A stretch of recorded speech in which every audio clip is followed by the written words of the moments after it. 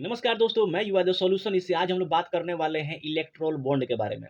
Electoral bond की चर्चा काफ़ी देश में पूरे देश में हो रही है, लेकिन जो सच्चाई है, सच्चाई पे बहुत कम लोग ही प्रकाश डाल रहे हैं। आइए हम लोग इस पे बात करने वाले हैं।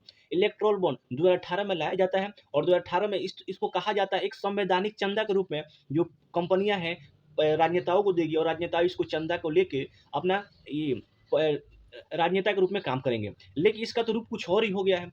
यहाँ पे कहा जाए यहाँ पे चंदा क्या ये तो एक तौर पे कहा जाए ये एक बहुत बड़ा फ्रॉड हो चुका है। एक बहुत बड़ी यहाँ पे मनी लॉन्ड्रिंग का काम हो चुका है। क्यों मनी लॉन्ड्रिंग काम हो चुका है? क्योंकि कुछ ऐसी पार्टियाँ हैं जो अपने यहाँ पे 70 से 80% पैसे ले ले रही है और कुछ पार्टी को मिल भी नहीं रहा है। कुछ पार्टी को थोड़े-थोड़े धनिया, जीरा, मिर्च की तरह मिल जा रहा है पैसे। तो यहाँ पे कहा जाए मनी लॉन्ड्रिंग का काम हो रहा है और मनी लॉन्ड्रिंग वही काम कर सकता है जो सत्ता में है। आपको भली-भाँति इस चीज़ को समझ में आता होगा कि अभी सत्ता में कौन है? यहाँ पे बीजेपी 6,000 करोड़ के आसपास लेती है, कांग्रेस लेती है, तृणमूल तृणमूल कांग्रेस लेती है, ऐसी तमाम पार्टियाँ हैं जो पैसे को लेती है। तो ये तो कहा जाए कि नेताओं को पैसे तो मिल जाता है, छोटी पार्टियाँ हो, बड़ी पार्टियाँ हो या फिर बड़ी से बड़ी क्यों नहीं पार्टियाँ, यहाँ भला तो सबका हो जा रहा है। लेकिन भला में करने वाला कौन है? भला करने वाला क्या आपको लग रहा है कंपनियाँ हैं? कंपनियाँ भी नहीं है। यहाँ पे भला करने वाला आम जनता है, लेकिन आम जनता को ये लोग नहीं समझ रहे, आम जनता को समझ रहे कि इन लोगों को किसी तरह यूज़ किया जाए। जैसे आप सोचिए जो कंपनी एनर्जी वाली कंपनी है वो दे रखी है इसमें चंदा, जितनी भी करोड़ रुपए दे रखा है उसने, अगर वो पैसे को रिकवर करना चाहेगी तो पैसे कहाँ से आएगा? आपको लगता है कि जिन नेताओं ने लिया है वो लोग सैलरी से अपने देंगे पैसे, अपना पेंशन से पैसा देंगे? कभी नहीं देंगे।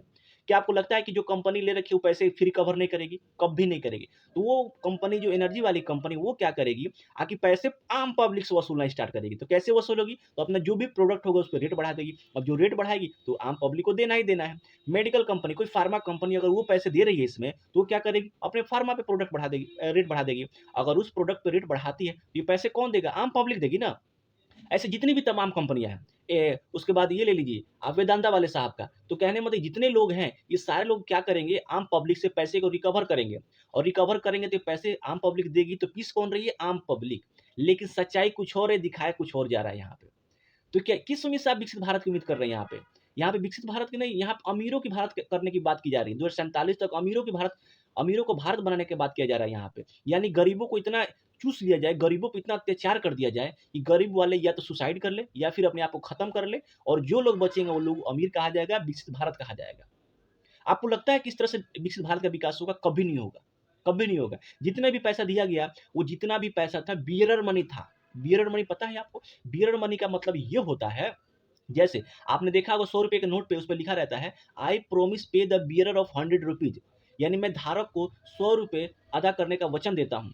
तो इसका मतलब बियरर मनी ये हो गया जैसे ₹100 आपके पास है, वो ₹100 अगर मेरे पास आ गया तो उस पे मेरा अधिकार हो गया। अगर वो ₹100 किसी और के पास चला गया या फिर उसने उसने मुझसे कुछ प्रोडक्ट के रूप में खरीदा हो या फिर मेरे पॉकेट से गिर गया हो पैसे या फिर उसने चुरा लिया, किसी तरह से उस मेरे पास का ₹100 अगर उसके पास चला जाता है, तो ₹100 का अधिकार उसका हो जाता है। सेम उसी तरह बियरर मनी होता है। सेम उसी तरह ये इलेक्टोरल बॉन्ड होता है। इलेक्टोरल बॉन्ड अगर कोई पार्टी खरीदता है, अगर कोई कंपनी खरीदती है, वो कंपनी खरीद के किसी की थर्ड पार्टी को देती है, तो उस थर्ड पार्टी को उस पार्टी का अधिकार हो जाता है। तो सेम ये बियरर मनी है, बियरर मनी है।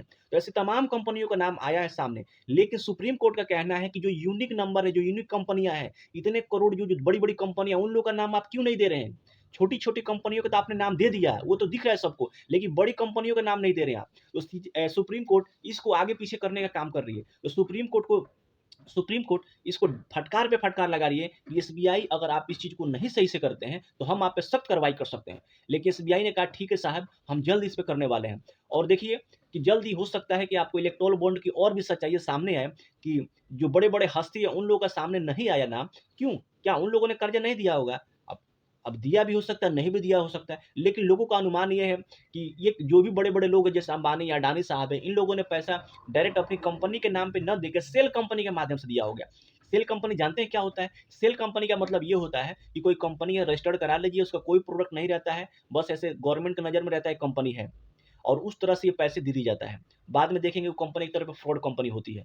आप ही बताइए जिस कंपनी का रजिस्ट्रेशन है उसे कोई प्रोडक्ट ही नहीं है, तो उससे क्या मतलब है? कोई कंपनी है। कोई भी कंपनी बिना प्रोडक्ट के चल ही नहीं सकती है। या तो सर्विस में क्यों नहीं प्रोडक्ट हो या फिर कोई फिजिकली प्रोडक्ट क्यों नहीं हो या डिजिटली प्रोडक्ट नहीं क्यों नहीं हो। अगर किसी का इस तरह कोई प्रोडक्ट ही नहीं है तो फाइनली वो फ्रॉड कंपनी है। तो इसी तरह हो सकता है कि ये लोग सेल कंपनी के माध्यम से भी पैसे दिए हो। आगे देखिए सुप्रीम कोर्ट का डंडा तो बहुत स्ट्रांग चला हुआ है। ये लोग हल्का समझ रहे सुप्रीम कोर्ट को। ये लोग समझ रहे हैं कि जो भी हाई कोर्ट है इन लोग को ऐसे भी हम लोग कह लेते हैं, लेकिन सुप्रीम कोर्ट होता है। इसके ऊपर किसी का बस नहीं चलता है। जब इसका बस चलता है सबको अच्छे-अच्छे को पता लग जाता है। तो चलिए आगे क्या डिसीजन आने वाला है, क्या अपडेट आने वाला है, अपडेट हम लोग बताएँगे। तब तक के लिए जय हिंद।